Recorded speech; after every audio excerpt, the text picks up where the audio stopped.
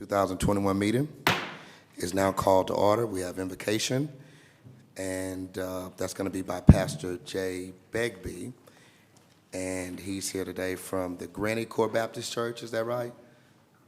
Okay. So, Pastor, we're going to ask that you would come forth to the mic. Please state your first, last name, please, and then we'll have a pledge of allegiance led by one of our local schools.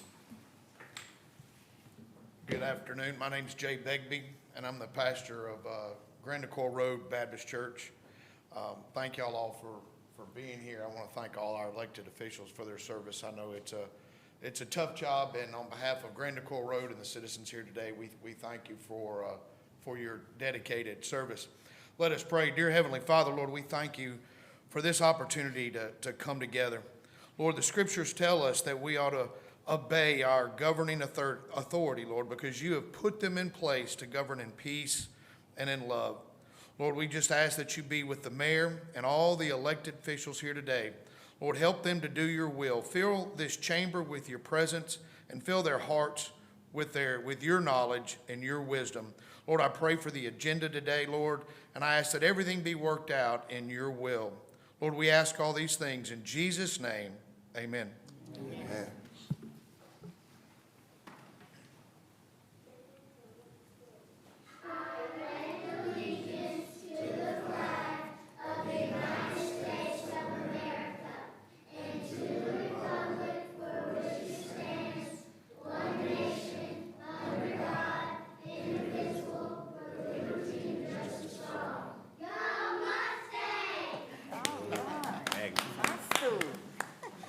Thank you so much, Pastor Begbie, great dear friend of mine, and also Mrs. Wilson's class. Next item on the agenda is for reading and approval of the minutes from our May 10th, 2021 meeting.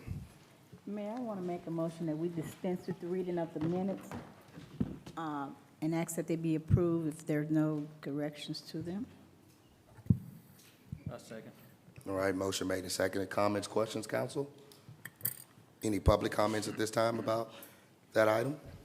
All right, roll call vote. Nielsen, Yes. Smith, Yes. Harrington, Yes. P.T. Yes. All right, that motion carries. We do have special recognition. Next, we have nominee Miss Barbara Clark, and she's here. She's been nominated to attend the Junior National Young Leaders Conference in Washington, D.C., and that's such an honor to have been nominated to do that, and she's going to come along with her father and address us. Ms. Barbara Clark, I know I just stated your name, but would you repeat that for us just for the record, and you can give your presentation. Mayor, excuse me, before she speaks, may I just say also, she was nominated by Miss Alexa Barra, her teacher at Natchez Junior High School. So it is a great honor to have you here today, Ms. Clark. Hello, my name is Barbara Renee Clark. I go to Negligence Junior High Franklin Ray Jackson School with Dr. LaFollette as the principal. I was nominated by two different teachers at NJH, one of them Miss Alexa Barron, the other one Mr. Jermaine Thomas. And I am very appreciative that I got nominated by these two teachers to go to Washington, D.C. to participate in this event. Thank you. I didn't know Ms. Barron.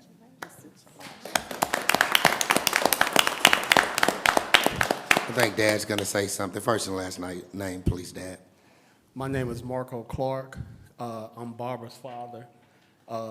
It's a tremendous honor that she was nominated by her two different teachers that she aforementioned. They sent a packet. I was unable to give the sheets to Councilman Eddie Harrington and Councilman Nielsen, and I can do that later after the meeting concludes.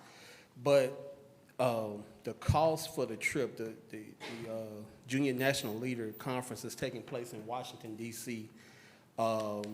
Later this summer, I think the month of June, if I'm not mistaken. And the cost for each individual student to attend is $2,700. So I'm trying to raise money. So far I've raised like $350. from friends and family members. So if anyone is interested on donating to make it possible for her to attend the trip, it's a 3-day event that's taking place. If anyone is interested, they can cash out myself at Marco Clark, or they can send a check or money order. I prefer that they don't send cash, but if they don't have the means to send it electronically through the Cash App, if you send a card, because we want to thank any and everybody who's able to donate, there's no denomination that's too small, and it will be much appreciated. So she will be able to attend this event that's taking place in Washington, D.C. Thank you.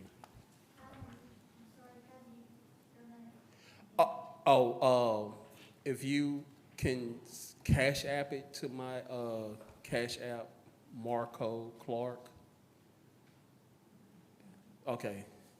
Or if they decide to send a money order or a check, if they pay to the order of Marco Clark for care of Barbara Clark for the trip to Washington, D.C., that would be much appreciated. So once again, I thank everyone. I thank the council members and Mayor Williams for allowing her to be recognized and the nomination to go through. Okay, look, we've got a quick picture. I'm sorry, question. Before June the 21st, if I'm not mistaken. Any other questions? All right, Mr. Suarez, we're gonna get a quick picture. Come on, Mr. Suarez, and you come too. Okay. Let's come up.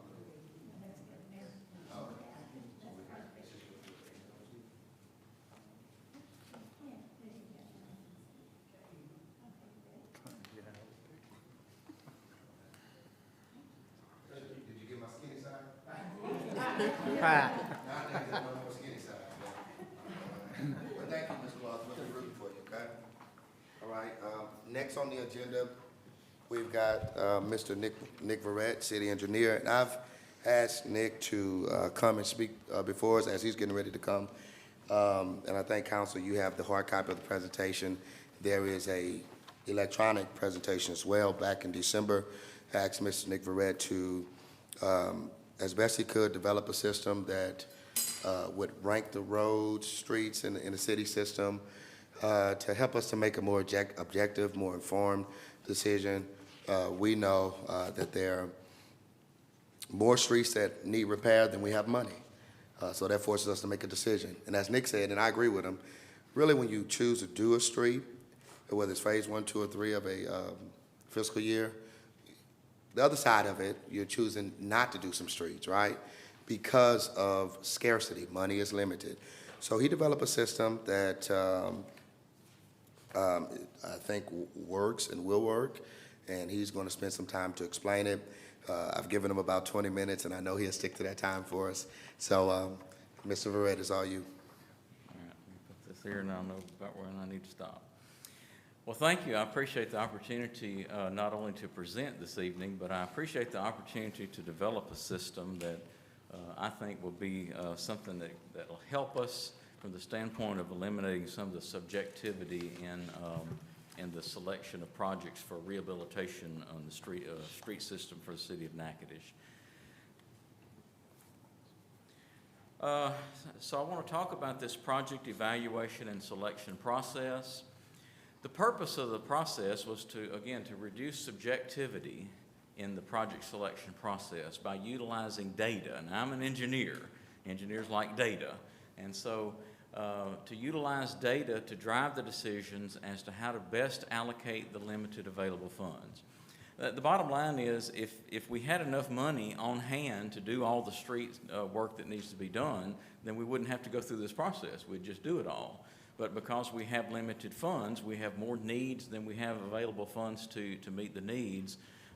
It's good to develop a prioritization process in which we can look at the streets and figure out a way to do it, maybe in a way that's driven, again, by data. It helps to provide the best bang for the buck. Again, you have limited money. We want to get the most out of that limited money as possible.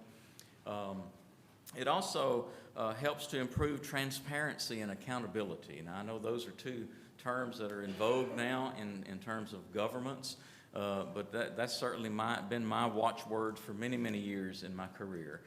Transparency and accountability. We want to be transparent in the process, and again, I appreciate the mayor allowing us an opportunity to kind of tell you what we've done, and again, accountability of what we're doing. Providing a more objective approach then to allocating those limited resources. And it's something that I've been involved in for the last several years, is what we call pavement management. And it's a process whereby we kind of look systematically at our entire system rather than just going out and say, well, this is a bad road, we need to do this road, or this is a bad one over here. We look at it more systematically, and it can help, again, be a little more objective in the process. So some basics then about the process and about asphalt pavements. I think it's important, and I want to run through this fairly quickly, but I think it's important that we look at the process here. First of all, we needed to evaluate the current pavement condition on the different street segments. And in that, part of that process is also determining the scope of the rehab work that needs to be done on each street. As part of the evaluation process, we also estimated the cost for the proposed scope of work in each street segment. And then that led us to a prioritization process to actually select from all of these candidate roadways or street segments. So some basics about asphalt pavements. Asphalt pavements, as in anything else, they deteriorate over time. This is a typical deterioration curve for a typical street or roadway segment. And one of the things I want you to notice about this, it's not just a linear progression as far as the deterioration. The pavement starts out in pretty good shape and it stays in pretty good condition for some period of time, at which time it begins to, the deterioration accelerates. And so we have, through the evaluation process, we really tried to identify a lot of those pavements that are in that part of the cycle that are kind of on the downhill slide, we might want to say, and try to give priority to some of those, because as those deteriorate quickly, then of course the serviceability is not there. And so we want to try to address those before they get to be really, really bad problems. So just to give you an idea of some of the things that affect the performance of an asphalt pavement. When we build an asphalt pavement, and it's true of concrete too to some extent, but especially for asphalt pavements, the base and the subgrade support is very important. Sometimes we have a tendency to look at what's happening on the pavement surface, but many times the problem is deeper than that, and so we have to go deeper than that in our evaluation. So when a pavement loses base or subbase support, then of course the asphalt pavement will deteriorate. Traffic loading, of course, has a huge bearing on the service life of a pavement.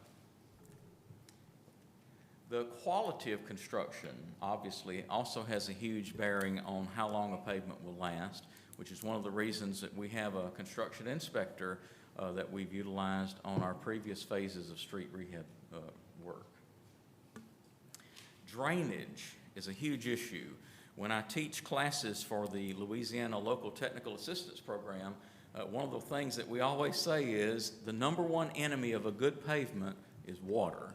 And so you can certainly see that here in this situation where we have standing water that's held not only against the pavement edge, but actually on top of the pavement. In this situation, it's very obvious that that pavement, where that water is standing, even when the water gets off of there, underneath that is going to be saturated, and it's not going to last very long. Urban drainage is also a huge issue. And this is actually a picture taken, it's either Watson or Hancock Street here in our city that I've used in some of my class presentations. You'll notice there that folks got a little bit frustrated about driving up on that bump, getting into their driveway, and so they've come in and they've put this little concrete wedge there, and that helps them tremendously as far as accessing their driveway, but it's causing problems to our street, because when the water gets there, now the water goes out into the street, and you can see some cracking developing there that's going to lead to premature failure of the asphalt pavement in that particular section. So these are things that we have to look at as well. Of course, weather and climate has a huge impact on the service life of a pavement. We're, of course, in Louisiana, so we get hot temperatures, and we also get, of course, we got some cold ones too, previous winter, but a lot of rainfall as well, and of course, that doesn't help the life of our pavements either. And then we have just the process, if nothing else is going on out there, that asphalt pavement is aging, kind of like all the rest of us. As things don't work quite as well on each of our bodies as maybe they used to. Well, the same is true in this asphalt pavement. Starts out a nice shiny black color, and then after a while, that asphalt begins to age. It's a process that we call oxidation, and it results in that black asphalt pavement turning brown. And what's happening as it ages, it becomes more and more brittle, and it causes more and more cracking, pop-outs of the surface, as you see there. And so we have a lot of that around, especially on our older pavements. Now, when we look at distresses, and that's one of the parts of evaluating our pavements, we had to look at the distresses, and one of the things that, based on experience, we have to look at, based on our observations and experience, and determine whether these distresses are load-related, temperature-related, moisture-related, or age-related. Until we determine what types of distress is there, we really don't know what's needed in order to rehab the pavement. It's kind of like going to the doctor. The doctor wants to know your symptoms first before the doctor can actually prescribe a means of getting better. So these are some of the common asphalt pavement distresses. We have cracking, different sorts, and I'll show you in a moment a couple of slides that will demonstrate that not all cracking is equal. But you have rutting, which is permanent deformation of the asphalt pavement, stripping or raveling, where some of the fine material becomes loose over time. Again, the oxidation, and you can see the comparison there between the nice shiny black pavement and the brownish coloration there. Flushing or bleeding on the right bottom corner there, and then of course those things that we call potholes. And those are generally caused by base failures. So as part of our pavement condition evaluation, we looked at the types of distress as well as the severity of the distresses and then the extent of the distresses. And I'll define those two terms in just a moment. So when we looked at distresses, we needed to distinguish between structural distresses and non-structural distresses. And so, for example, in the next slide, we see that structural distresses may be things like base failures, which are either displayed as potholes or something that we call alligator cracking, and I'll show you a picture of that in just a moment. Also, rutting is an indication of structural distress. Non-structural distresses would be the other types of cracking, not alligator cracking, but what we call thermal cracking, where we have either longitudinal cracks that are not in the wheel path, or we have transverse cracks that go across the roadway, or in many cases we have what's called block cracking, where the longitudinal and transverse cracks connect to form small blocks across the pavement. Oxidation also, Oxidation also is part of the non-structural distresses, as well as surface pop-outs, and we have that on a lot of our streets where we have oxidized, aged pavements. The base may still be in pretty good shape, but we have a lot of surface pop-outs. And then, of course, the raveling and bleeding and flushing, those are things that are going on the surface. They really don't have to do with structure of the pavement.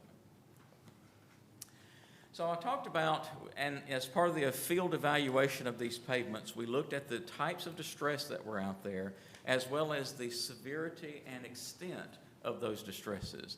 Now, severity answers the question, how bad is the distress? And one of the things that we measure in terms of how bad cracks are, for example, we measure the width of the crack. Obviously, a wider crack means that it's more severe than a crack that's more hairline or narrow. If we have rutting, we measure the depth of rutting, because obviously a 1-inch depth of rut is not as bad as a 3 or 4-inch depth of rut.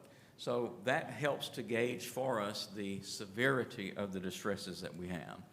Now, in terms of extent, this answers the question, how much of this distress do we have within the pavement section that we're evaluating? So, for example, if we're looking at base failures, then one of the things we do is estimate the percentage of the overall surface area that has base failures.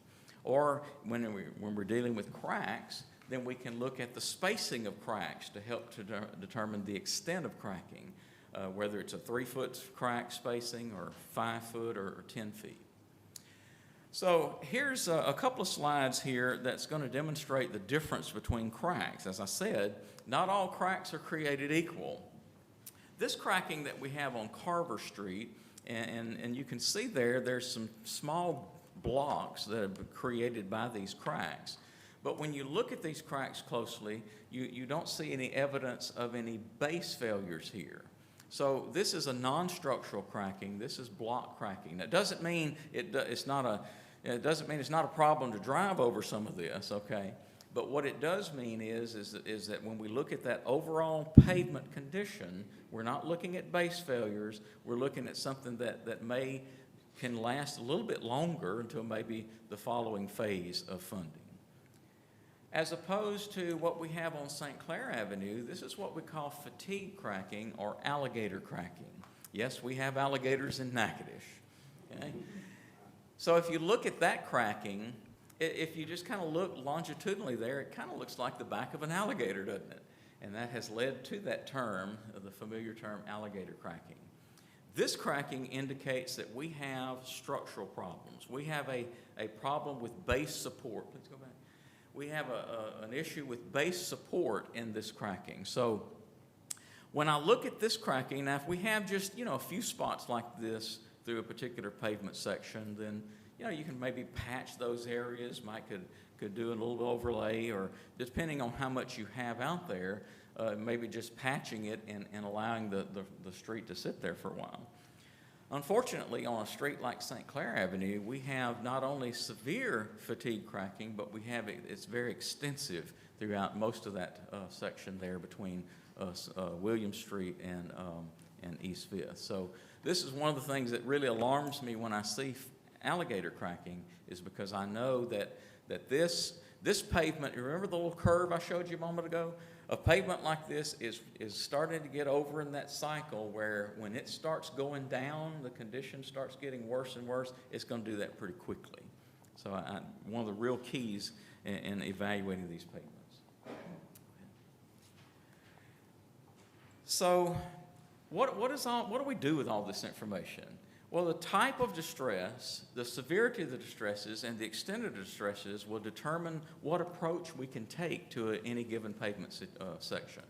So, for example, can we just do routine maintenance? Can we do some preventive maintenance? Do we have to actually do rehab work, such as patch and overlay, or do we have to totally reconstruct the base and surfacing and basically start over? Those questions are answered by looking at the types, severity, and extent of distresses. And let me just interject here, Nick. We have about 6 minutes left of that time. Yes, sir. So if you can, 3 minutes to close out, I'm and then getting we'll there. allow for some questions. Yes, sir. If people have questions. Yes, sir. So what we did, we used a nationwide system called PACER, which is short for Pavement Surface Evaluation and Rating. We looked at these distresses, the severity and extent, and if you go to the next slide. And there's a numerical scale, rating scale, that helped us to determine a numerical rating for each street segment based on those distresses, the extent, severity and extent. Now, one of the other things that we had to do, of course, then I had a worksheet for every street segment that we evaluated in depth, and we have noted the distresses that led us to a numerical rating. One of the other factors that we have to look at, if you just look at the condition of the pavement, we could have dozens and dozens of pavement sections that have the same rating based on condition. So one of the ways to prioritize is to look at the streets that carry the most traffic. So what we tried to do is assign a relative importance to each street segment based on the number of road users. Now, if we had actual traffic counts, that'd be great.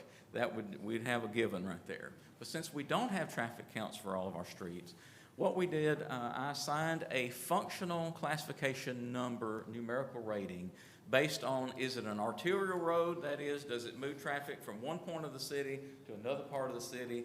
Those are the streets that are normally the longest, continuous sections, and the ones that carry the most traffic. Under that would be what I call collector streets, which take traffic from local neighborhoods and bring them to those arterials, whether it's a city system or state system arterials. And then we had two classifications of local streets. Those are streets that basically you're probably not going to drive down unless you're going to see somebody that lives on that street. Okay. And so what we did, we took all those factors, and I had a rating worksheet for each street segment so that we came out with a total numerical score for each street. So what we did then, we had a tiered list of candidate projects. Tier 1 being the highest priority, Tier 2 the next highest, Tier 3 and 4 the lowest priority. The goal was to address the worst street segments that affect the most users while still meeting the needs of citizens throughout the city. That led us to a list such as this. This is the list of Tier 1 streets. We had a list also of Tier 2, Tier 3. I will note also that street segments that only had isolated issues, I did not include in any of these lists because we feel like those could be addressed more effectively, especially more cost effectively by the city public works folks. So this is what we wound up with. Our list of Tier 1 streets turned out to be $2.8 million, Tier 2, $2.9, Tier 3, $1.3 million, Tier 4, $0.8 million. The total for all the listed streets was about $7.8 million that's needed to rehab all of those. But I probably looked at only about 75% of the city system in the limited time that I had. So ratioing that out, we have about, if you'll turn it back, because I want everybody to see that number, we have about $10 million in street rehab needs. We're looking to spend about $1 million this year. So obviously it's going to take us time to meet all of these needs. So the mayor asked me also as part of this process to answer the question, how do we maximize the limited available funding? Well, one of the things we're trying to do, we've done over the last couple of years in the street rehab program, the previous phases, we're trying to design longer lasting pavement structures.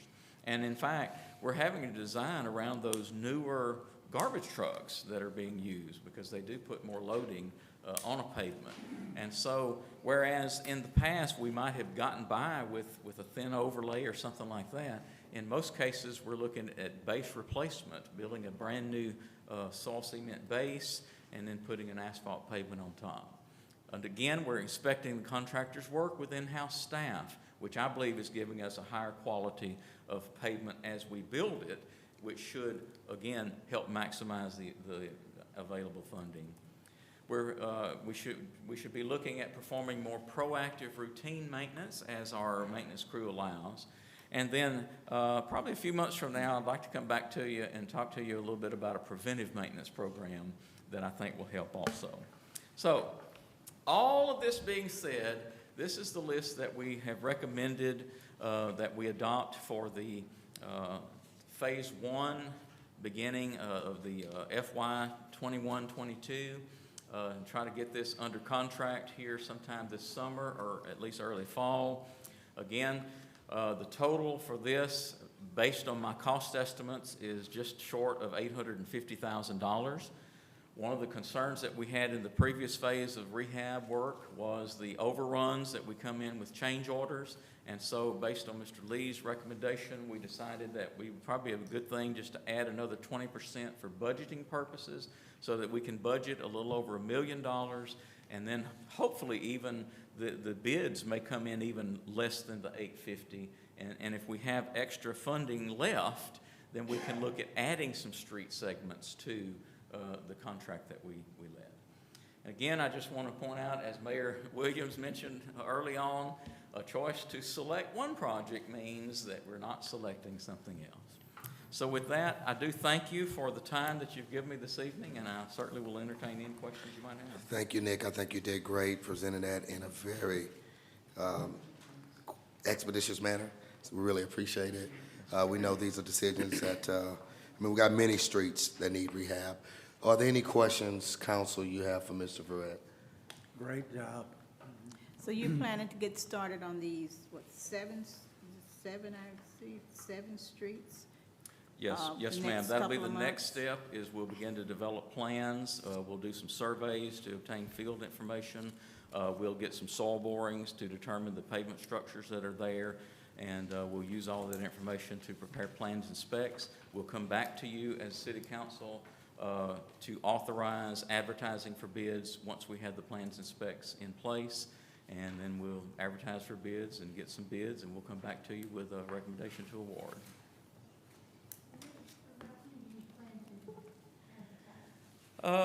It's probably going to take a month or so, I would say, a few weeks to get plans prepared. We'll come back to the council then to authorize advertisement. Then, of course, we have to advertise for, it's almost 30 days by the public bid law. And after we evaluate the bids, we'll come back and award the contract, receive the authorization to award. And I mean, the work will probably be late summer, early fall is what I would estimate. I have a question, Mr. Verrett. Yes, ma'am. Mr. P.T. is the councilman now for District 3. Mr. P.T., I'm sure you've noticed it like I did on Simmons Alley, there's a drop off when you turn that corner. Yes, ma'am. There's water that's sitting there. Yes, ma'am. You plan to correct that? Yes, ma'am, and I didn't put that in the slide, but that is one of the things, too, that we're doing to help prolong the life of these pavements as we build them. We're doing drainage improvements as part of these projects. We're spinning our wheels if we don't improve the drainage, if we just resurface. Very good. Which were the service provided, was it just from within the city limits, nothing out of the city limits? That's correct. All in the city limits? Yes. And Nick, we just really want to appreciate you again. Nick did this with very limited staff. That's an understatement. Yeah, Basically right. zero staff. So that's very much an understatement. And what we're going to do, just so the public would know, our wonderful IT team is going to edit out this video tonight and just put your segment up for people to view it. It'll be pinned to Facebook, and if people want to go back and look at it. But we really do appreciate your work here and helping us to decide. One more question. I know we have, so you gave us, I guess, about 3 pages of different streets. Are all of these streets that you've given us planning to be done within the next, I think we got 20, 21, 22 phases? Yes, ma'am. In addition to the ones that we selected for the Phase 1 round of funding, there are still some left on the Tier 1 list. Those would be the ones that I would recommend that we pull from if we have additional funding remaining after we bid and after we get into construction of this phase. And those are the ones that I think we need to pull from, because those are the ones that carry the most traffic and that have the most issues out there. Yes, ma'am. I think we do need to look at those as carrying ma'am. a lot of traffic, especially Yes, Fifth Street. Yes, It's ma'am. one of the ones probably need to be in that next phase, if not this one, but thank you. All right. Thank All you. right. Thank you, Nick. Really appreciate it. All right. Oh, whoa, we got some. Oh, let's go ahead. That's really good. I really think it was a really good presentation, Nick, and I think I'm not the only one. Thanks for that. All right, next item on the agenda, and council, if you will help us as a motion to amend the agenda to add ordinance number 31 of 2021. I so move, Mayor, that we add. Second. All right, 31. comments or questions, council, excuse me. All right, any public comments? Okay, roll call vote. Nielsen, Yes. Smith, Yes. Harrington, Yes. P.T. Yes. Thank you, Council. Councilwoman at-large Smith, it's yours. Thank you, Mayor. This is for final. This is an ordinance number 31 of 2021, amending ordinance number 64 of 2001 by changing zoning classification of property described as follows. Lot 5 of Broadmoor subdivision unit number 2 from a B3 commercial to B3 commercial with additional BA zoning for consumption on premises. This is located at 109 South Drive. Whereas the Planning Commission of the City of Natchez, State of Louisiana, has recommended at their meeting of May 4th, 2021, that the application of Arden Maristic to rezone the property described above from B3 commercial to B3 commercial with additional BA zoning for consumption on premises, 109 South Drive, to be approved. This ordinance was introduced on May 10th, 2021, and published in the Natchez Times on May 13th, 2021. And this is for final vote. Final presentation vote. Is there a motion to accept this ordinance? Number 31. 31. And I so move for exception of this ordinance, Mayor. Second. All right, council, questions, comments? Again, this is for final, so we had them here before. Any public comments about this piece? All right, and it's exciting, a new restaurant coming there on South Drive. I think many people probably know the location, been El Jimador, been a few things, but we're rooting for you all. I think it's a great need here in the city. I love Italian food, so I'm looking forward to it. All right. Nothing else? Roll call vote. Nielsen, Yes. Smith, Yes. Harrington, Yes. PT. Yes. All right, next item on the agenda is actually item number 27. Ordinance amended 2021 budget. Who's reading that? Yes, Mayor, this is, as you said, ordinance number 27 for final vote, amending the 2021 budget to reflect additional revenues and expenditures, and I make a motion we accept this motion for final vote. A second. All right, any questions or comments, council? What about public comments? All right, seeing none, roll call vote. Nielsen, Yes. Smith, Yes. Harrington, Yes.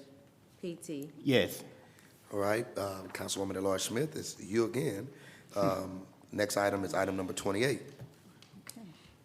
Thank you again, Mayor. This is ordinance number 28 of 2021, which is an ordinance declaring movable property to be surplus and authorizing the mayor of the city of Natchez, Louisiana, to convey said movable surplus property to Natchez Parish Fire Protection District Number 10 of Natchez Parish, whose functions include public safety, providing for advertising, further providing for severability, and further providing for repealer and effective date of ordinance.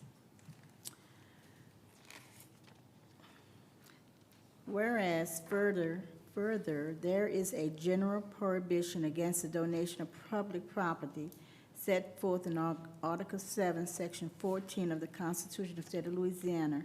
However, subsection E includes an exception which provides as follows to wit: surplus property, nothing in this section shall prohibit the donation or exchange of movable surplus property between or among political subdivisions whose functions include public safety. And whereas further, the city desires to transfer and convey the SCBA's to the NPFD 10, where they will be used for a public purpose, helping provide for the health and safety of the citizens of the parish of Natchez and the fire district. And whereas further, the City Council of the City of Natchez is of the opinion that the transfer of the SCBA's will promote the health, safety, and welfare of the citizens of the fire district and parish of Natchez, Louisiana, and desires to authorize the mayor of the City of Natchez to execute any document necessary to transfer the SCBA's to the fire district.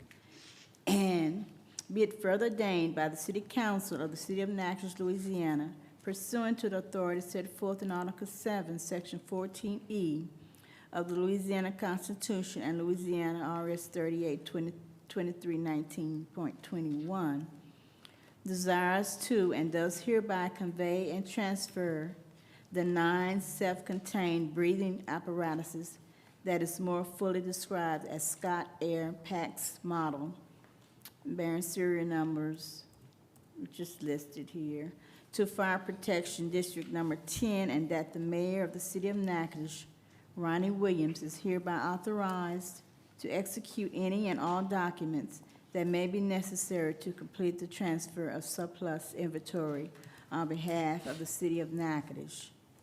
This ordinance was introduced on May 10, 2021, and published in the Natchez Times on May 13, 2021. Mayor, and I move for approval of this final ordinance for vote. Second. Yeah, pretty easy to read ordinance. It states everything that's happening. We've got some extra surplus, if you will, property that we don't need, and we're going to give those over, release those to Fire District 10. Now, Chief Wynn, unless you want some TV time, but I think it's pretty much clear. All right. Any comments, questions, council? No Good. question. I Public- needed the inhaler at last meeting, I think. What's that? I said I needed one of the inhalers at the last Oh, meeting. okay. Dale You're and not here I. over there. Both of it. Public comments about this piece? All right, seeing none, roll call vote. Nielsen, Yes. Smith, Yes. Harrington, Yes. PT. Yes. All right, that motion carries. Next item on the agenda is item number 29, Councilman PT. Thank you, Mayor. Ordinance number 29 of 2021, an ordinance to provide for affirming zoning and, if necessary, rezoning certain premises as BA or BA Sob, and further to amend sections 2C4 and 2C5 of Appendix B zoning regulations of the Code of Ordinance entitled BA Districts and B Sob Districts to provide for an exception to provision that requires termination of certain zoning when businesses discontinues for a certain period of time, providing for advertising, further providing for severability, and further providing for a repealer and effective date of ordinance. And I so move that ordinance number 29 be adopted. Second. All right, we had some talk on this the last meeting, and again, we're just trying to have a business-friendly culture, and I think that this correction meets that. Certainly, Councilman Nielsen and Harrington serve on planning and zoning. I don't know if there are comments they'd like to make, but I think this is good for business to pass it. Council, questions, comments? This will put us in position to react the correct way if it ever happens again. And I think it's the right revision to the ordinance. So I'm glad we're able to do this for them. Okay. Any other comments, questions, council? Public comments? Ms. Rock, you cool? Everything's good? Okay. All right, roll call vote. Nielsen, Yes. Smith, Yes. Harrington, Yes. PT. Yes. Right, that motion also carries. Item number 30, Councilman Nielsen. Thank you, Mayor. I'm going to read this in title only as we introduced it at the last council meeting. Ordinance number 30 of 2021, an ordinance of the City of Natchez, Louisiana, approving that instrument titled Cooperative Endeavor Agreement between the City of Natchez and ComCare Natchez, which agreement provides for cost sharing for the installation of utility infrastructure, including electric, water, and sanitary sewer, which improvements will serve the proposed nursing home facility at 781 Louisiana Highway 494, as well as provide for upgrades to the existing infrastructure and accommodate future development in the area, prescribing terms and conditions for said agreement and authorizing the mayor of the city of Natchez, Ronnie Williams, Jr., to execute same. And I move that we adopt ordinance number 30 of 2021. Second. All right, they say there are no secrets in Natchitoches, and that is true. but we did have the official announcement of ComCare doing their expansion on Friday, and they're very exciting. I'd just like to publicly thank, Matt Anderson, Ed Lee, even Randy Lacaz played a part, also Mike Ferdinand, in helping during the negotiation process. Even Mr. Rick Nolan, I'm not going to ask him to speak this time. All right, I know the response I got the last time, but it has been a pleasure, and I'm excited. Their Natchitoches location is going to be state-of-the-art. It's going to be the best in the state, so we're, again, that's a plus. It's going to create some jobs as well. So, and this is going to benefit, while they're going in and doing their work, it's going to benefit us, as it says, for future economic development. So again, this has been a great process, I think very smooth. All right, any other comments, questions, council? All right, public comments about item number 30? There's no worries about future development of the area causing drainage issues, further drainage issues, especially on that side of town? That's not, Matt, I don't know, the drainage, I don't know if that's something, or, Yeah, there's always a concern over there, but that piece of property, I believe they have applied with the Cane River Waterway Commission, so that area will drain directly into Cane River, so it shouldn't cause any, probably should help that area with drainage. is that detention, retention we're doing there? Yeah, there's gonna be a detention pond to slow it down, as per our ordinance, so yeah, but it will directly go into Cane River. Okay, thank you, sir. Any other public comments or questions? All right, seeing none, roll call vote. Nielsen, Yes. Smith, Yes. Harrington, Yes. PT. Yes. All right, the next few pieces, we're going to just be for introduction. Item number 32, Councilman Harrington. Ordinance number 32 of 2021, an ordinance authorizing the mayor of the city of Natchez to award the bid for Christmas lighting supplies. This comes before us every year. Always need to upgrade and replace. And only 2 bid proposals were received. And Dean Nita and Associates from Sarasota, Florida, for $55,091. And Christmas Lights Incorporated from Edmond, Oklahoma, $69,058.30. And whereas the committee members unanimously recommended the city award the bid to the lowest bidder of Dean Need and Associates for $55,091. This is for introduction only. Okay, any questions or comments, council? Okay, and I think, like you said, Councilman Harrington, this is just something that's routine. We're the city of lights, so something we have to do every year. Ed, is there anything you'd like to add? You don't have to if you don't want to, but. No, it's just routine. We try to systematically replace a portion of our lights every year, so we don't, keep them all in good working order. And if we don't do that, we would end up with a large bill all at one time to replace a large section of lights. So that's just to try to keep everything modern. Right, and I know Matt easily could have handled that as well. It's his department, that maintenance and installation. Yeah, and you can see over the years, since we switched to LED, that has actually gone down because they last longer. They don't get broken as easily. Yeah, that's what I was looking at. Those prices are a lot better. Okay, all right, any public comments or questions about ordinance number 32? All right, again, as Councilman Harrington said, it's just for introduction, so we'll vote on our next meeting. Ordinance number 33. I will take that, Mayor. Okay. Thank Thanks, you. Ordinance number 33 of 2021, an ordinance approving the terms and form of a cooperative endeavor agreement between the City of Natchez and Crime Stoppers of Natchez Incorporated, and authorizing the mayor to execute the cooperative endeavor agreement between the City of Natchez and Crime Stoppers of Natchez Incorporated, and further providing for severability and further providing for a repealer and effective date of ordinance.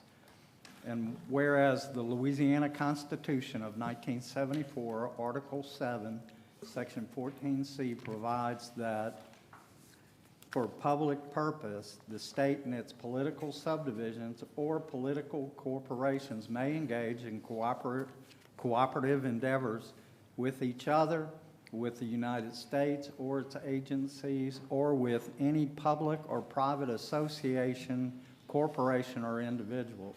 And whereas further, City of Natchitoches is a municipality located in the state of Louisiana, Parish of Natchitoches, governed under a home rule charter and code of ordinances adopted by Ordinance 5 of 1977.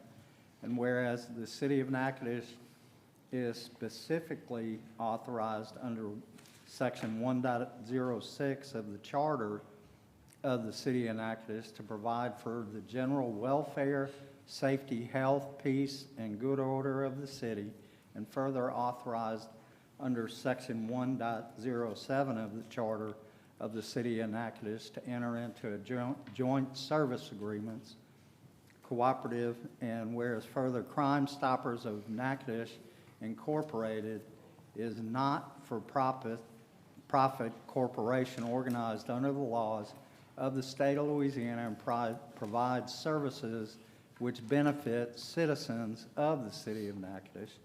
Whereas further, the city finds it essential that it participates in Crime Stopper efforts to serve the citizens of the City of Natchez, Louisiana. And whereas further, City Council of the City of Natchez has reviewed the attached cooperative endeavor agreement, which provides for the participation by the city in the Crime Stoppers program and improves same.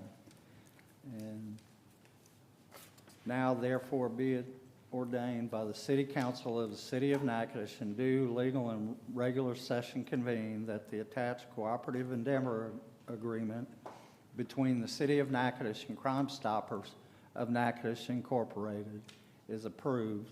Be it further ordained that Ronnie Williams, Mayor, being is hereby authorized to execute for and on behalf of the City of Natchez a cooperative endeavor agreement between the City of Natchez and Crime Stoppers Incorporated, substantially in accordance with draft thereof attached here to Exhibit A.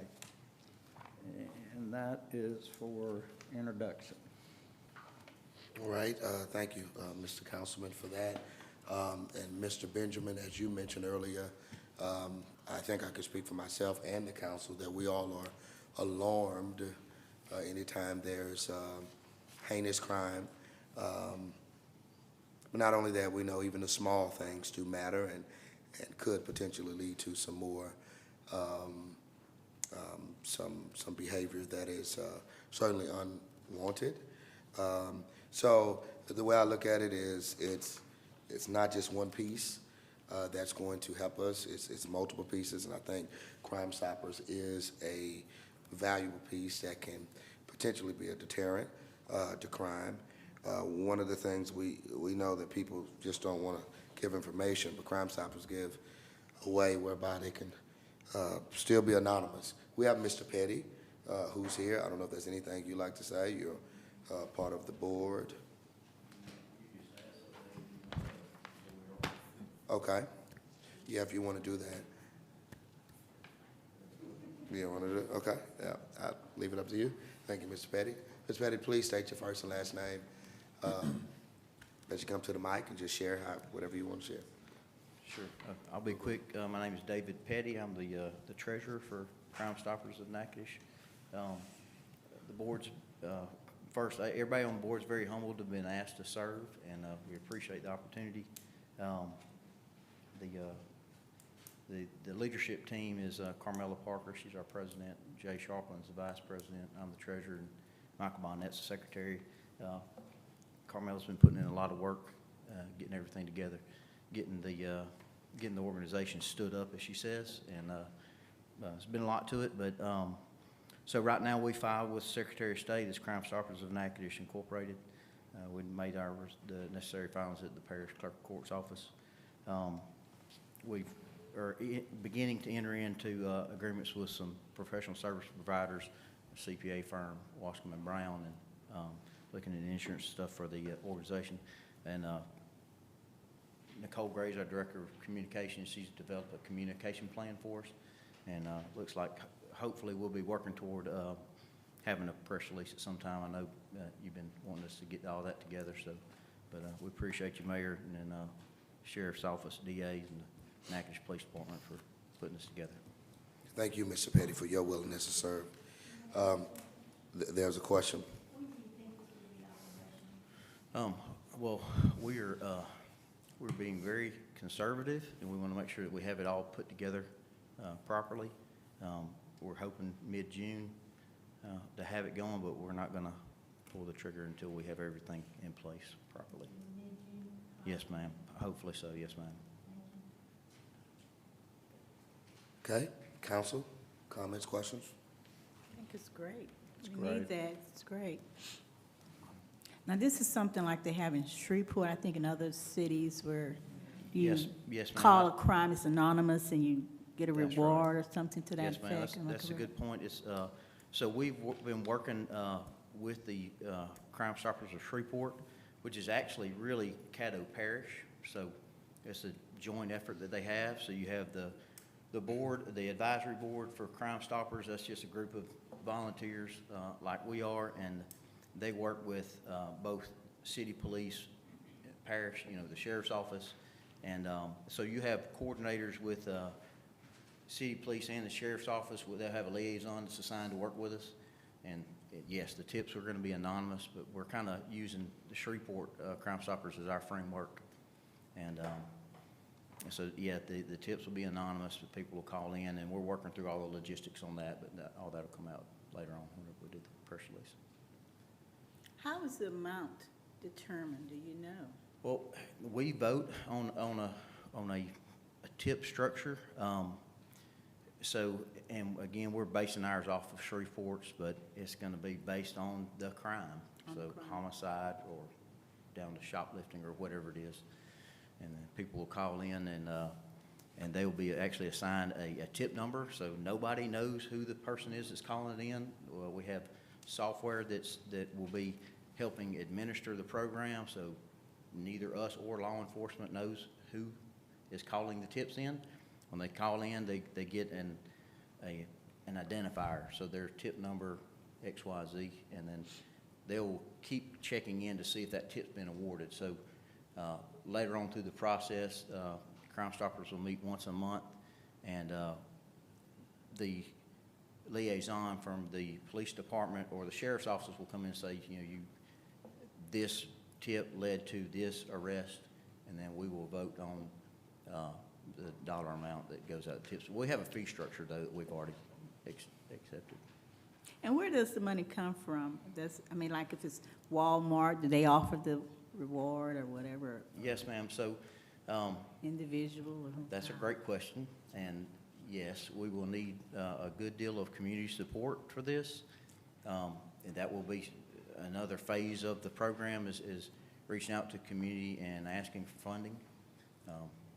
Funding's going to also, with this CEA, it's going to help us a lot. So we really appreciate the city of Natchez for that. So it's going to be left up to, we're going to be getting donations from yes, like the Walmarts and Stein and stuff like that, and then also individuals. Okay, sounds great.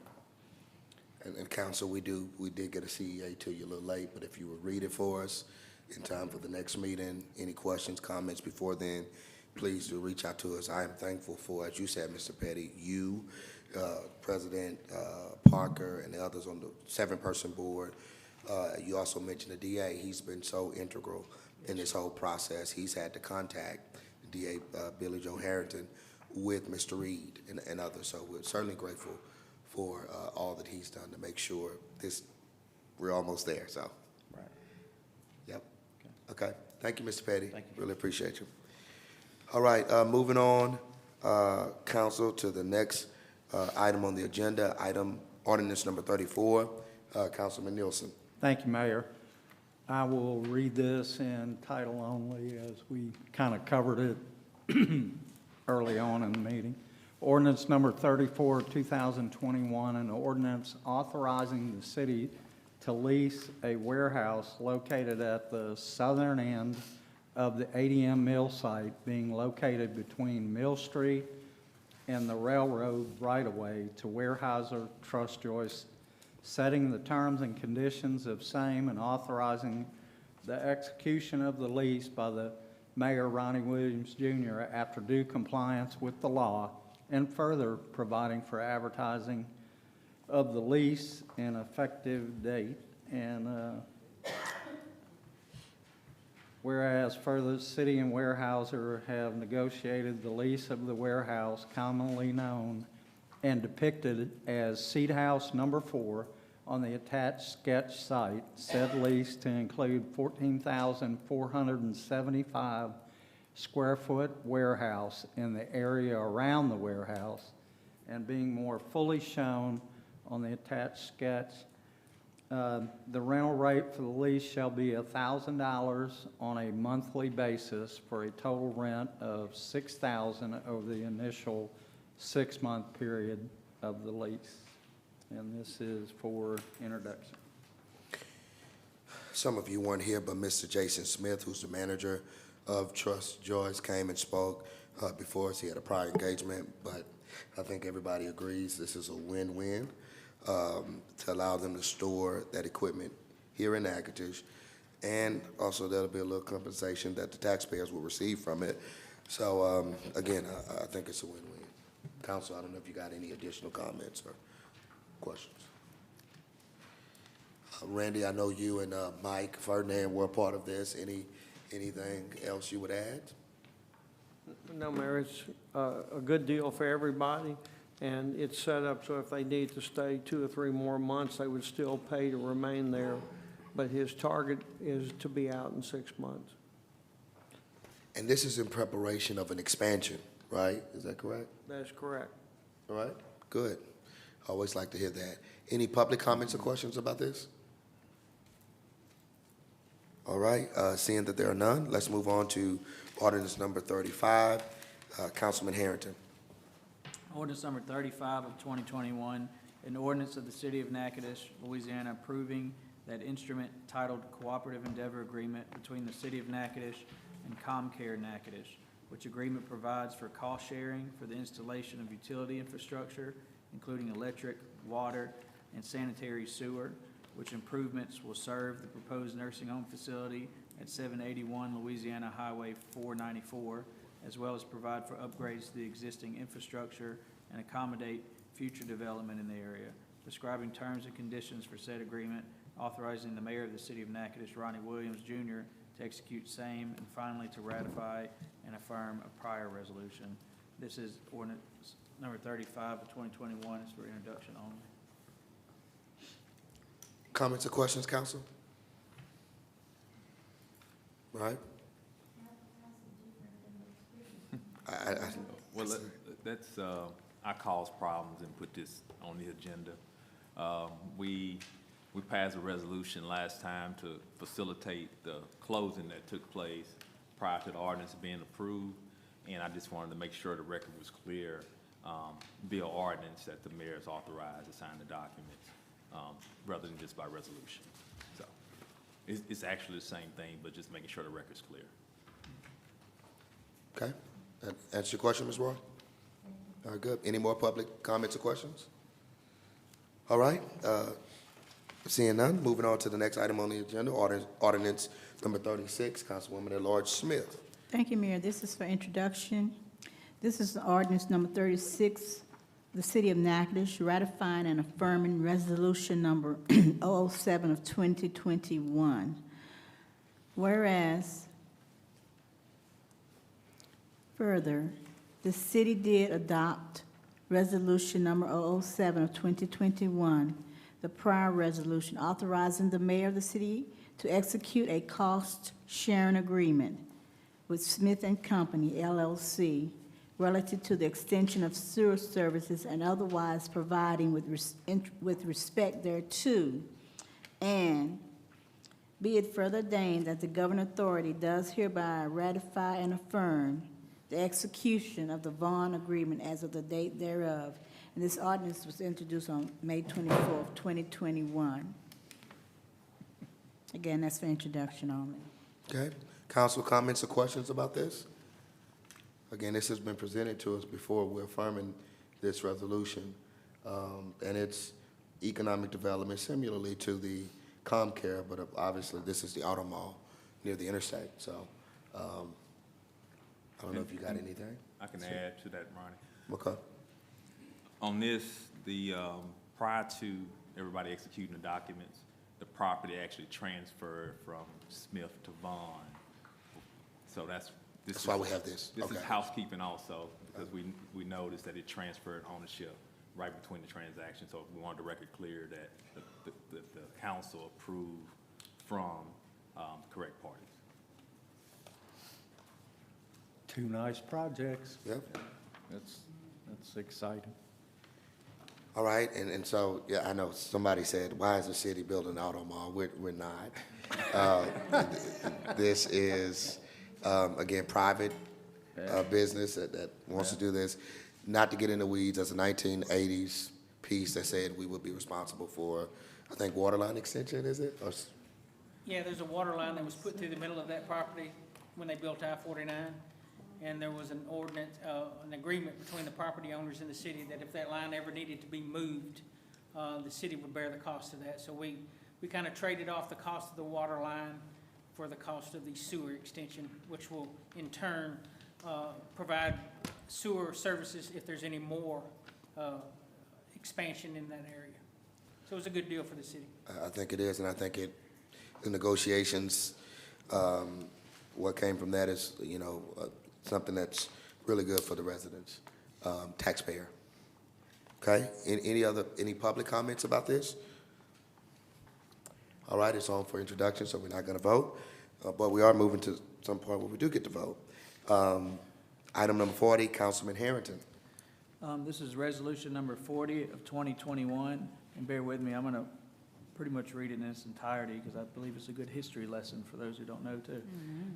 This is a resolution to support local nonprofit efforts to seek funding for memorial, sculpture, and monument to Clementine Hunter for dedicated space either in the circle at the north end of Front Street in front of the Louisiana State Museum, if feasible, or nearby on the riverbank near the Rock House to assist in providing any ancillary services or permitting for the construction and placement of the memorial and to provide maintenance for the memorial once installed.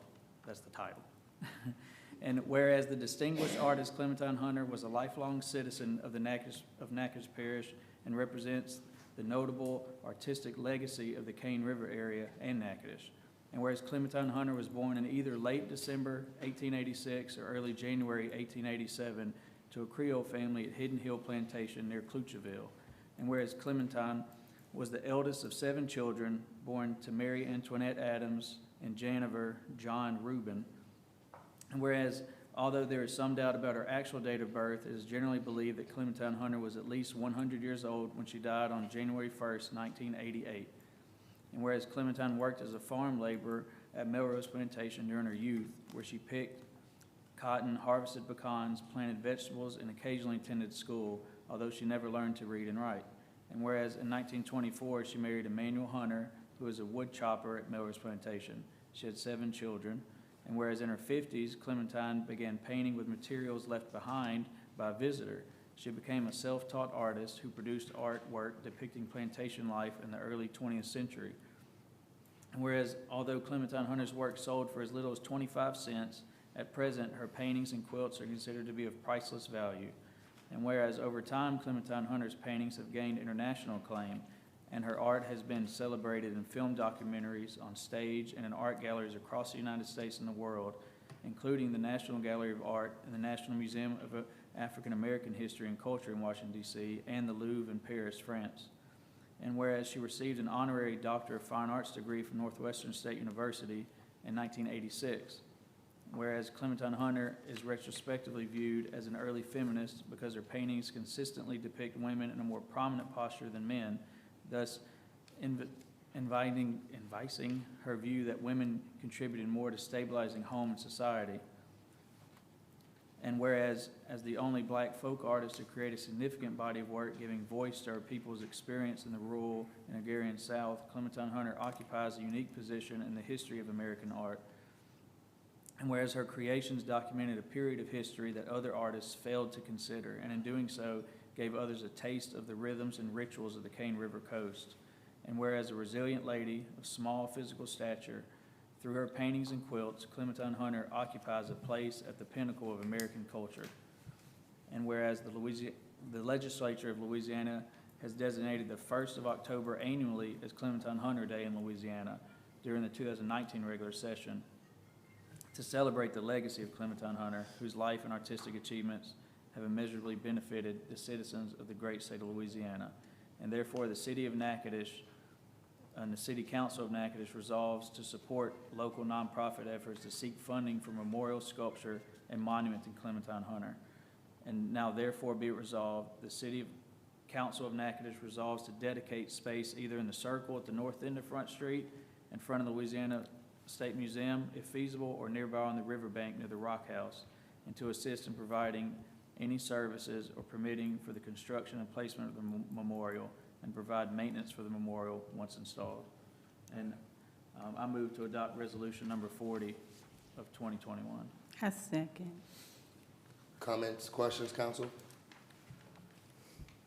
I think this is long overdue. This would be great to have a sculpture of her. And it said, I believe it said some of her paintings sold for 25 cents. My mom is fortunate enough to have about 10 of her paintings that I think she purchased by bringing her meals too. So she just enjoyed painting, and mom had stories where she'd sit down with her and just bring food and sit down and eat with her, and she just painted while she was sitting there.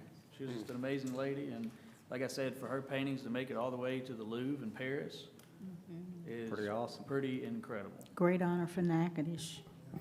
Yeah. And Mayor, if I can add, I know a lot of people don't know, I spent a lot of time in her house. I actually, as a child, ran through the house and played while she was painting. She actually gave me some of her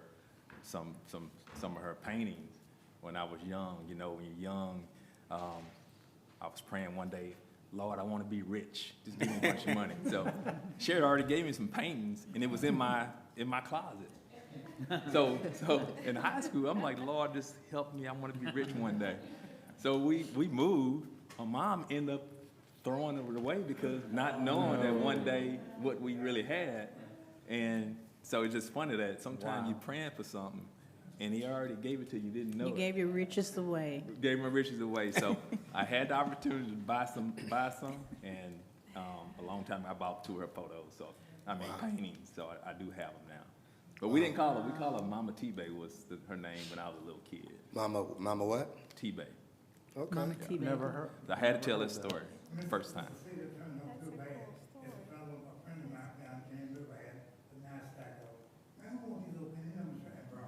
I think we do have public comments. Will you state your first and last name, please, ma'am? Precious Barber. I only have one question because I know a few years ago we had issues with statues in Natchez. Have we already reached out to the family and got their permission for this? Because sometimes we don't include the family when making decisions like this that will make them feel excluded from the process. And we do have Miss Kelly. Right here. Will you please come to the microphone and state your first and last name? Miss Vicky Parish, I believe that is. Miss Arlene told me that she couldn't be here tonight, but she's going to. that send Vicky? somebody. Yes, I'm Vicki Parish. I'm president of the Association of Preservation of Historic Natchitoches, and we're the caretakers of the Melrose Plantation. And we have the honor of being able to have had Clementine, own our property for many, many years. And her murals, of course, are in our African house structure. She's remembered by a lot of people in a lot of different ways, and the family itself needs to be contacted. But what we need to do is to see if the city would be even willing to do this. So our proposal is to ask you for permission to pursue this. We would certainly ask the family, and the family would be involved in the commissioning of the project itself. And this would be signage as well as a structure of sculpture that we're hoping could be something that would be so attractive to the city of Natchitoches that people would come here just to see that. But we need to honor her. We really do. So I'd be glad to answer any questions, anything that anybody didn't have. I just want to say, I would hope we could get it on Front Street, as suggested here, instead of down on the riverbank. I agree. Well, Yep, you don't have a question, you got a comment. No, I got something I want to say. Okay. So any more questions from Mrs. Parish before? yes. What would you? No, I don't Oh, think she has. something you want to say? Yeah. Are there any other, any questions about this? This is just in the beginning stages. We would have to raise the money for this. And this is a project that's going to take a while. We have the backing of our wonderful tourist group that's here in town, and we have some wonderful people across the nation who are interested in this. So that is something that we'd like to pursue, but only with the approval of the city. Okay. Thank you. Ms. Morrow? I know Ms. Parish quite well. She's one of my instructors at NSU. But I'd like to say to the mayor, well, firstly, for the record, Sylvia Morrow. Her granddaughter is Margaret Hunter. She lives here in the city, Mr. Ryan, over here on Coverson Lane. And, you know, proper procedure, it would be good to go through the family, and then we'll move to the organization. And my place where I'd like to see this done would be down on the riverbank by the Rock House. We had an organization, the Multicultural Foundation, where we used to have our programs under the riverbank, and we had quite a few of Mrs. Clementine Hunter paintings, and I just want to give that information. But for the records, Margaret Hunter, she lives on Coverson Lane, and I think you can get in touch with her first, and then we'll move to Miss Parish and our organization. Okay, any other public comments or questions? Is this resolution a result of APHN's activities or their efforts? It is. That's what the resolution's about? Yeah, this is saying that we would move to allow them to use use it. space that's. Basically city property. space. Right. Yeah. That's what we're voting Right. on. So, yeah, they're going after the grant and funding, as Ms. Parrish said, but, yeah, they're just looking for a We're place to just put it. saying, once they get it done, they can, Use it. we'll let them use this property. Yeah. But you know, I'll say this because I think it's important. Oftentimes here in the city of Natchez, committees, organizations, they have moved forward in business that concern Ms. Hunter before they even included family. Oftentimes, to be honest with you, I sit here on this city council right close to 20 years, and they went around the city and did some of these things. So we need to do things in proper perspectives and do it right.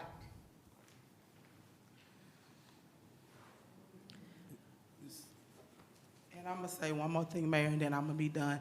And the reason why I say this, because in the Black community, the African-American community, we often hear people say how Miss Hunter's paintings and everything was stolen.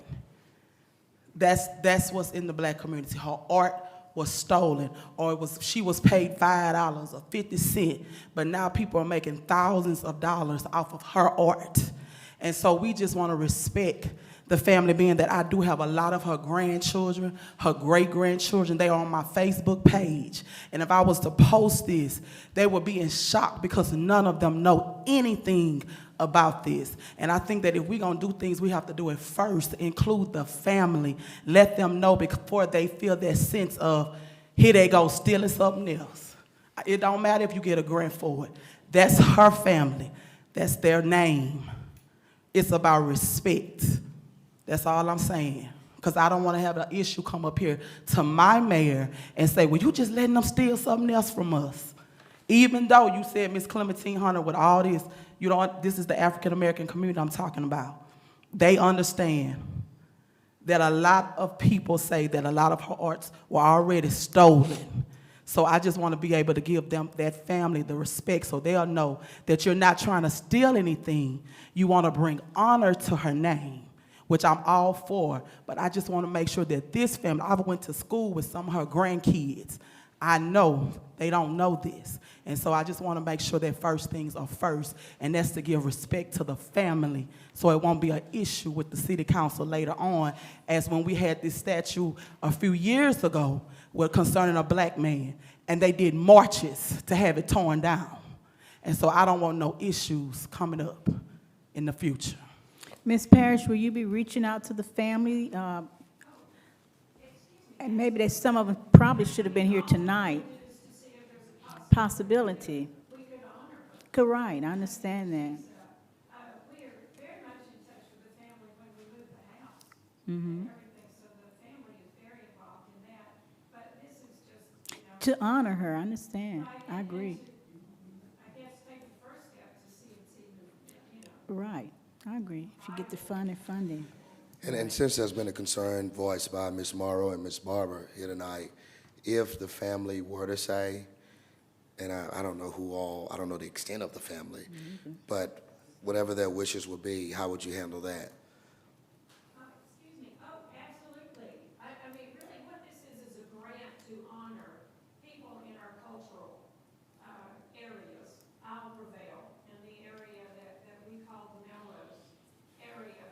And it is put on by, the grant is from the Mellon Foundation, and it is a very large grant. And the grant is for honoring significant individuals who've made an impact in a community. And because this is a person who was born here, raised here in our area, we wanted to highlight her.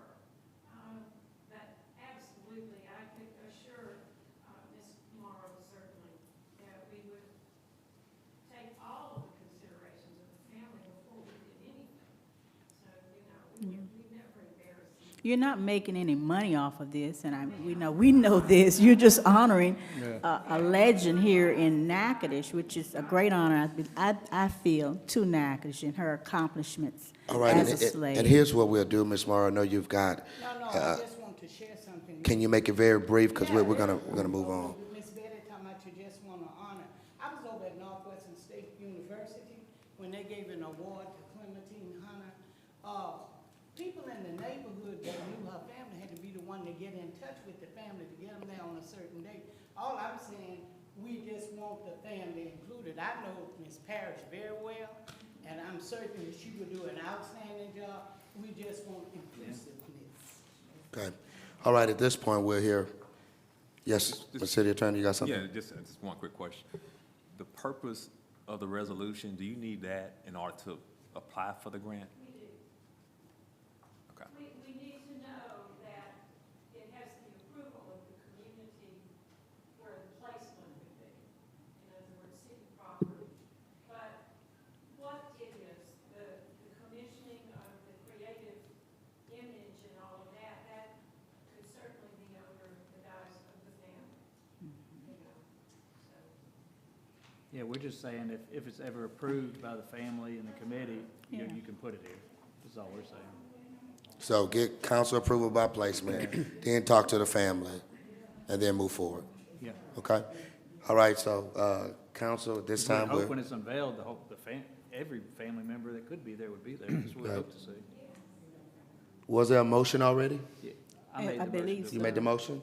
Seconded? All right, seeing no more comment about it, roll call vote. Nielsen, Yes. Smith, Yes. Harrington, Yes. PT. Yes. All right, moving on to the next item on the agenda, which is resolution number 41, Councilwoman at-large Smith. Thank you, Mayor. This is resolution authorizing the mayor of the city of Natchitoches to award the contract for engineering services for the LCDBG CVHVAC program, HVAC program. Whereas the city of Natchez desires to submit Louisiana Community Development Block Grant Coronavirus HVAC improvements application and requires assistance for engineering services related to the program. And whereas the city published a request for qualifications for engineering services related to the city's program on April 24, 2021, and directly solicited 4 engineering firms. And whereas the city received 1 proposal as a result of the request for qualifications for engineer services, and whereas the city intends to award the engineering services contract to Schuler Consulting Company, subject to Office of Community Development approval of the city only receiving 1 proposal. Now therefore be it resolved by the city of Natchez, the city hereby enters into an agreement with Schuler Consulting Company for engineering services related to the city's LCD BG CV program for HVAC improvements, subject to Office of Community Development approval of the city only receiving 1 proposal. The mayor is hereby authorized to execute this agreement with Schuler Consulting Company, subject to Office of Community Development approval of the city only receiving 1 proposal. And this is for introduction only. No, it's for, It's, what is it? it's for I'm sorry, vote. resolution, I'm That's sorry, to be resolution. voted on. Mayor, I move for adoption of this resolution number 41 of 2021. Second. All right. Comments or questions, council? All right, I think it's pretty straightforward. Any public comments? All right. Ed, you don't have to. You good? All right, roll call vote. Nielsen, Yes. Smith, Yes. Harrington, Yes. PT. Yes. All right, that motion carries. Moving on to resolution number 42, Councilman PT. Thank you, Mayor. Resolution number 42 of 2021, a resolution authorizing the mayor, Ronnie Williams, Jr., to submit an application to the Delta Regional Authority on behalf of the city of Natchez for sewer systems renovations for the Kaiser Avenue lift station. And I so move that resolution number 42 be adopted. Second. All right, Matt, can you give us pretty much straight to the point? Yeah, this is a grant we're applying for the Kaiser Avenue lift station. This grant is tied to economic development. The economic development being the new nursing home facility that will now, their sewer, sanitary sewer will now go to the Kaiser Avenue lift station. So we have the need to expand that lift station, enlarge it. That lift station was built in the late 80s, so the growth in that area has outgrown the lift station. So this is a grant that will basically pay for the whole renovation. I think we have to match $65,000 to $70,000 to their $400,000. So we will completely renovate that lift station, have an all-new lift station. It's gonna be awesome. Oh, great, great, great. We need it. Hopefully, we're successful in getting it. All right. Any comments, questions, council? Any public comments about this resolution? Okay, roll call vote. Nielsen, Yes. Smith, Yes. Harrington, Yes. PT. Yes. All right, last resolution facing us tonight is resolution number 43, and this is you, Councilman Nielsen. Thank you, Mayor. Resolution number 43 of 2021, a resolution authorizing the mayor of the city of Natchez, Louisiana, to enter into a cooperative agreement with the Louisiana Department of Veterans Affairs to support the cost to operate and maintain the Natchez Parish Veterans Service Office. Whereas the city of Natchez is a municipality located in the state of Louisiana, Parish of Natchez, governed under a home rule charter and code of ordinances adopted number 5 of 1977, and whereas the city of Natchez is specifically authorized under section 1.06 of the charter of the city of Natchez to provide for the general welfare, safety, health, peace, and good order of the city, and further authorized under 1.07 of the charter of the city of Natchez to enter into joint service agreements or cooperative efforts with other governmental agencies, and whereas the Louisiana Department of Veterans Affairs is a state agency within the executive branch of the state of Louisiana, and whereas further, the Louisiana Revised Statute, Title 29, Section 251-262, as amended and reenacted, specifically provides enabling legislation for LDVA as to estimate and recover part of the operation costs of the parish veterans service offices. And whereas the city desires to support local veterans and improve their access to benefit and services by providing for both the cost to maintain and operate veterans service offices and space to house such service offices as provided by law, more fully identified in the attached cooperative agreement. And whereas further, the city of Natchez shall pay to the order of LDVA an annual payment of $10,796 to support the cost to operate and maintain Veterans Service Office. And whereas further, this cooperative agreement shall be in effect from July 1, 2021 to June 30, 2022. Whereas further, the City Council of the City of Natchez desires to approve the attached cooperative agreement and further desires to authorize the mayor, Ronnie Williams, Jr., to execute same on behalf of the City of Natchez, Louisiana. And now therefore be it resolved by the City Council in a legal session convened that it does hereby approve cooperative agreement between the City of Natchez and the Louisiana Department of Veterans Affairs. And I move that we adopt resolution number 43 of 2021. Second. Second. All right, there is, on your sheet, Council, page 7 of the CEA, it mentions economic impact of Natchez Parish Veteran Service Office, and it's over $13 million in compensation and pension benefits for the veteran population of just about 2,300 people. So those $900 monthly payments, there's a point made here of the total economic impact, and this is in line with state law as well, to help to fund the operations of this VA Veterans Affairs Office that we have here locally. Any questions, comments that you've got?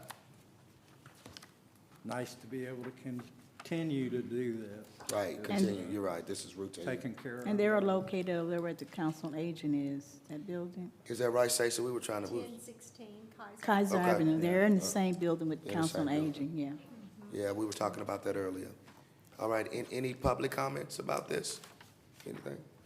Okay, seeing none, roll call vote? Nielsen, Yes. Smith, Yes. Harrington, Yes. PT. Yes. All right, that motion carries. Next item on the agenda, I'm turning over to Ms. Debbie Miley for her financial report. Good evening, everybody. Do y'all have your reports in front of you? They'll start out with general fund budget report as of March 2021. You can see that some of the revenue, we have actual revenue is under budget some, and we have some expenditures down that are over budget. This is March after the storm, so some of this is related to utilities being higher as far as expenditures, material supplies, wages, overtime, and those kind of things. But are there any particular questions?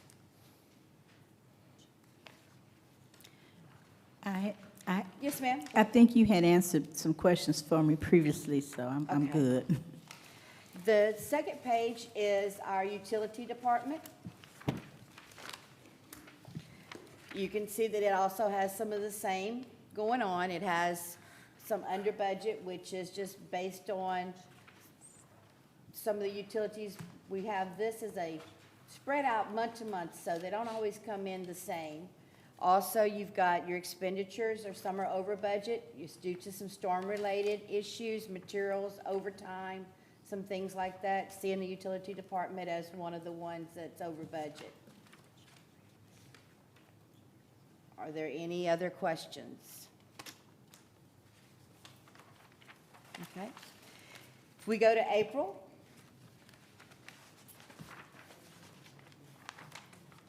April for general fund, it came in a little bit under budget, which we're talking about at 2%.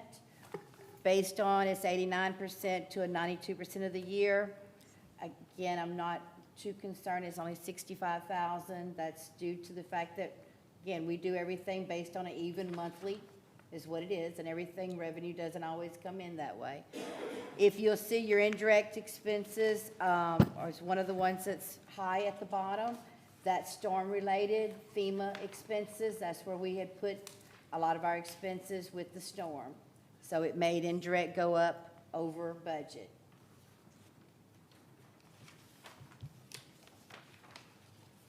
If you'll go to the utility department for April,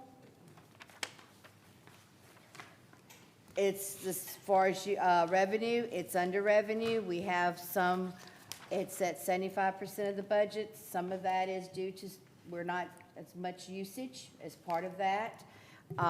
For April, as far as the revenue is concerned, expenditures all came out under budget. They're still doing well. We're just behind some on the revenue. If you will go to the next page, it's our tax collections.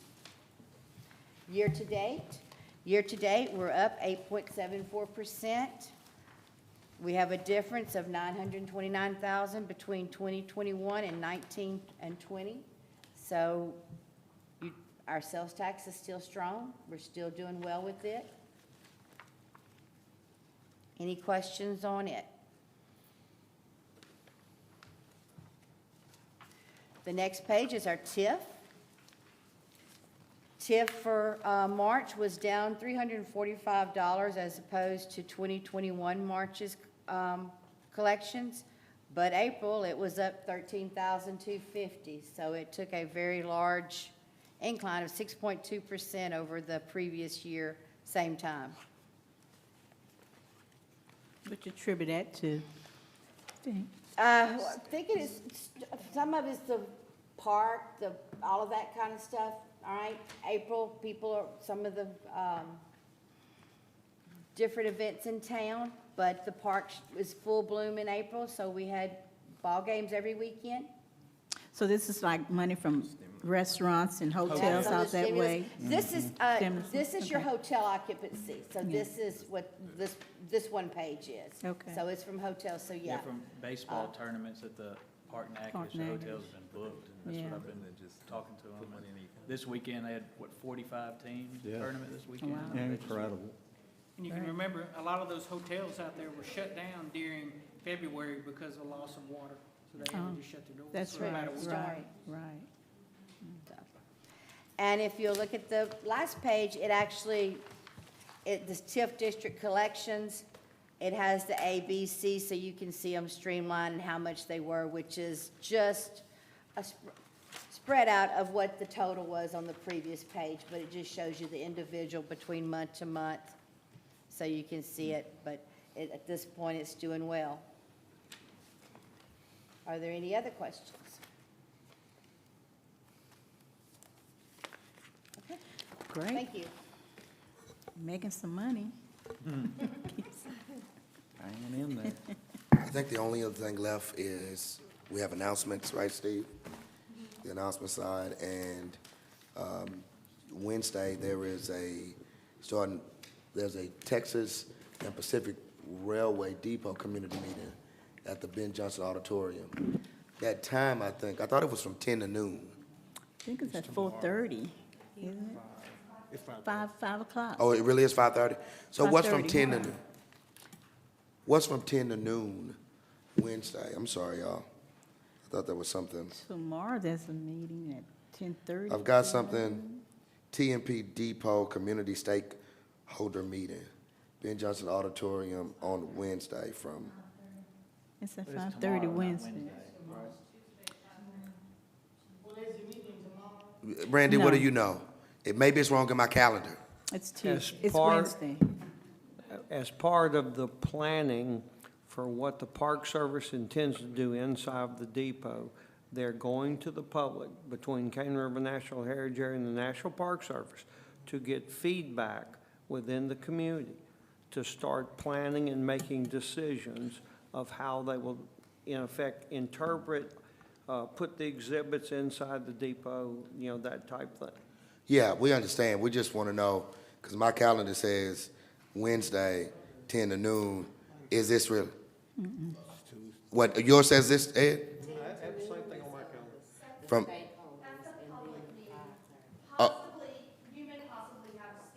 okay, I got you. That's the public meeting. Okay, I'm sorry. So I don't want to be confusing. Public meeting is tomorrow at 5:30, all right? So disregard all that. Okay. Wednesday. No, public meeting is tomorrow at 5:30, and then the stakeholder meeting is Wednesday, so I was getting confused, my fault. The 29th, Natchez Parish Library Summer Reading Program Kickoff is gonna be at 9:30 a.m., front lawn of the main branch. On the 31st, the city offices will be closed in honor of Memorial Day. Certainly, and it's fitting that we had the Veterans Day on today. Sip and Stroll event being planned, and there's some details forthcoming, but plan to do them every second Saturday in each month, leading up to all the way through November. And then June 14th is going to be our next city council meeting at 5:30. Want to say what you've probably seen on Facebook, that we're announcing our emergency preparedness meeting, encouraging people to get prepared for the hurricane season, which we've got word that it's based from meteorologists and other scientists, that this upcoming hurricane season is going to be a pretty active one. So we're encouraging people to get prepared, develop a plan. We put some interesting things on the site, telling you some of the things that you need. But also we're asking people to download the Regroup app. We've had it pinned to Facebook. And this is just going to allow us to communicate more effectively, efficiently during emergency situations. But not only that, situations where we have road closures, we can send that to you, and you'll get that notification through the app on your phone. I think it's just, we tried our best through Facebook, and I think we were as effective as we could be. But this is something that can be on somebody's app, and again, you can get that information very, very easily. Okay? So please download that and share that as well.